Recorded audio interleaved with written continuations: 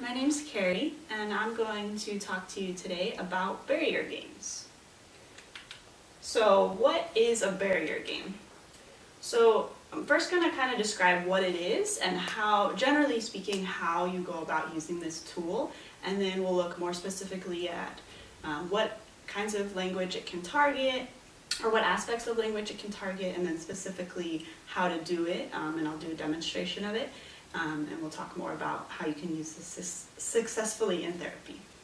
So a barrier game requires 2 or more players, but at least 2 players to sit around a table with some sort of barrier between them.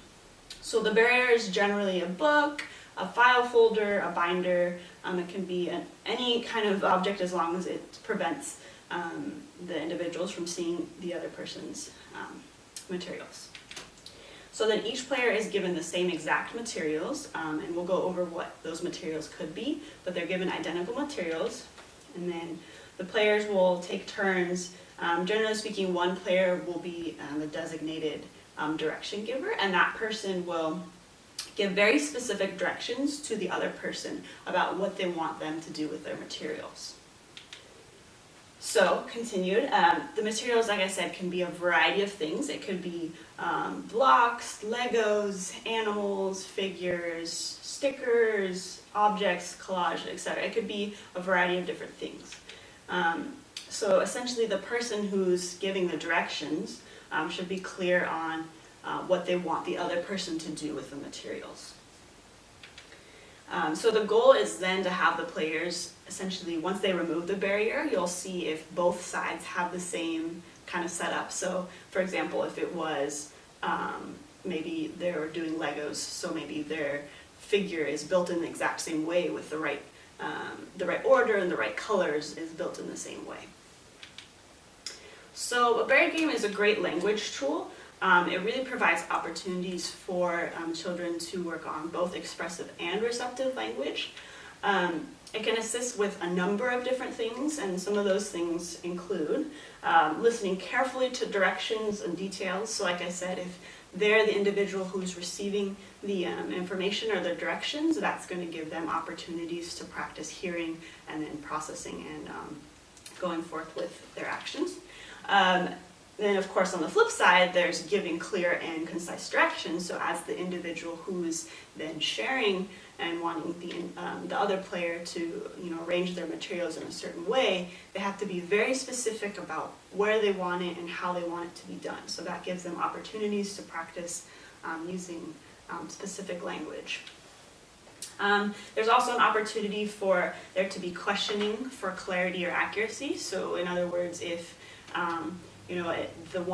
the individual who's giving directions isn't very clear, the other person has an opportunity to practice asking, "Oh, I'm not sure, what do you mean when you said, X, Y, Z?" So it gives them an opportunity to ask for clarification, which is another thing to work on. And then continued, it can also help with comprehending and expressing basic concepts, so you can use a variety of different concepts and target different concepts depending on what the child needs. You can also use storytelling and integrate that in. So perhaps you have a picture scene and you're telling a story and the child is listening to each detail of the story and then putting the figures or the objects on this story picture scene accordingly. It's also a great way to use and understand vocabulary. So if a child has more deficits with either expressive or receptive vocabulary, you can target certain words. Like I said, it ties back to those concepts, so you can really focus it on or what the child's deficits really are. And then it also is a great way to use words such as adjectives, adverbs, and prepositions. So like I mentioned with some of the examples, if you're having the other player place something in a certain area, you want to tell them exactly where it is. Is it on top of? Is it below? Is it in front of? And those are great ways to target prepositions, for example.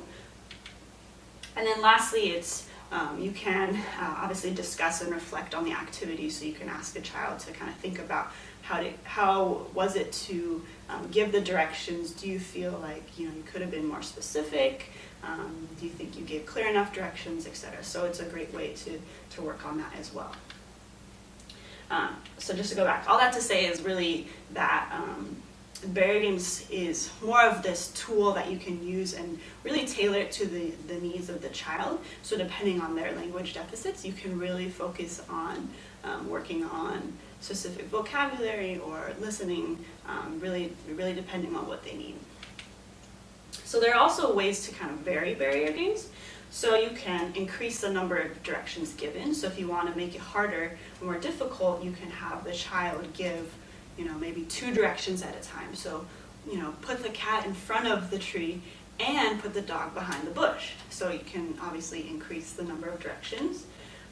You can also target specific words, as I mentioned, but you can use maybe vocabulary cards. So if there's specific words they're working on, you can put them on a card and maybe they pull a card and have to use that in their direction that they give, so that they're also making sure to work on those words.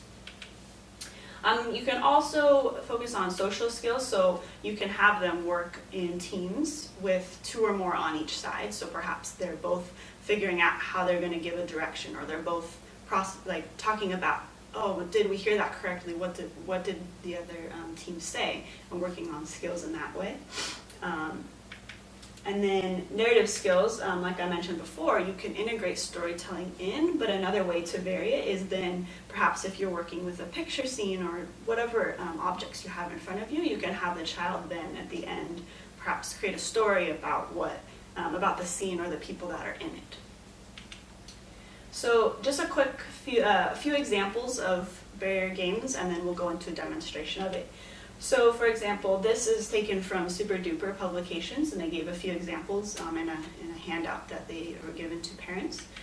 So this one's called From Head to Toe. So if you could perhaps give 2 copies of the same person or character, and then you have identical sets of clothing and accessories. This also works with the magnetic dolls. If you've seen those out there, they're a great therapy tool as well, where you have different pieces of clothing that are magnetic, and then you place it on the dolls. So then one child or one individual would dress the person and then describe either how they're doing it in the moment, or perhaps at the end how they made their person to look, and then comparing the results to see whether both people have the same person with the same clothing in the same place. An alternative option would then be also you could use Mr. Potato Head. Perhaps the child is a little younger, or if that's something they're interested in, you can also use that as a great way to work on body parts, clothing items, etc. Another example is also by Super Duper.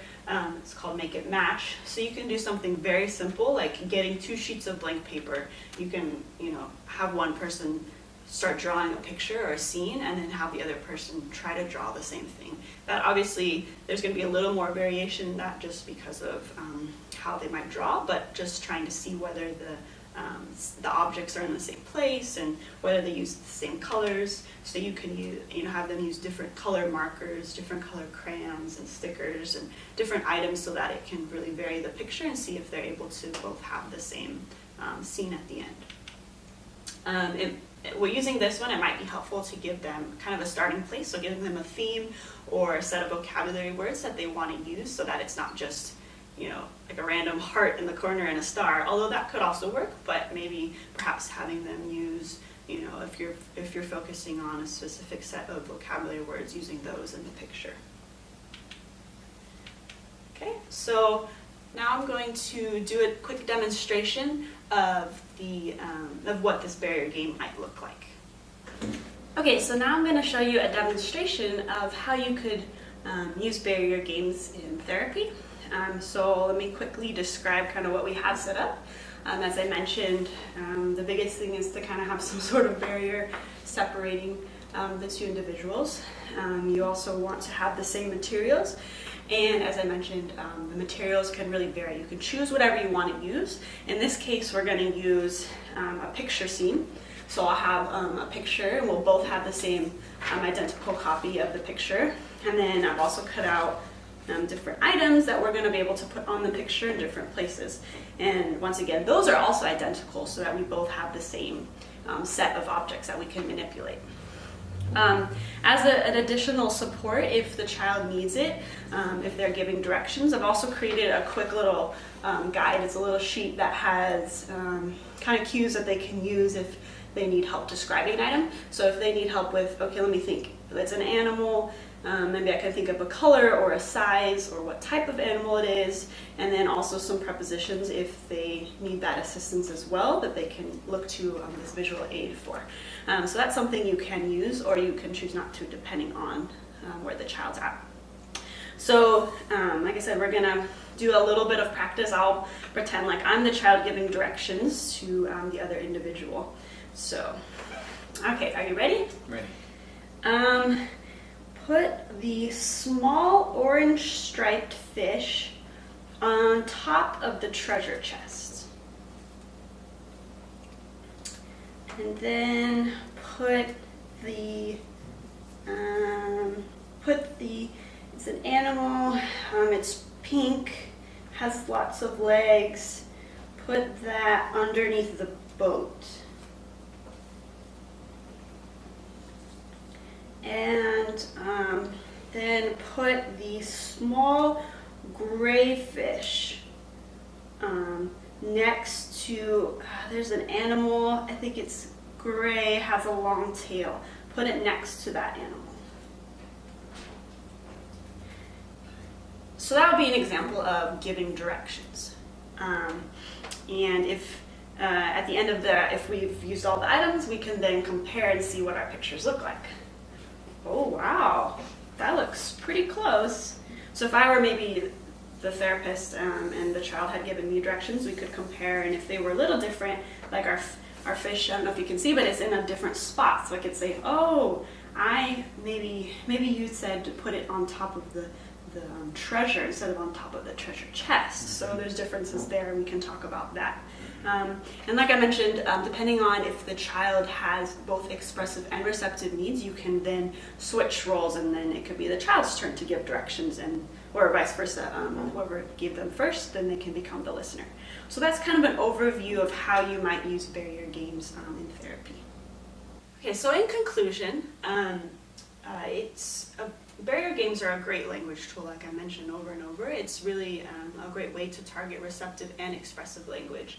You can really tailor the needs of the child to this game and really use it as a fun, interactive way of working on those skills.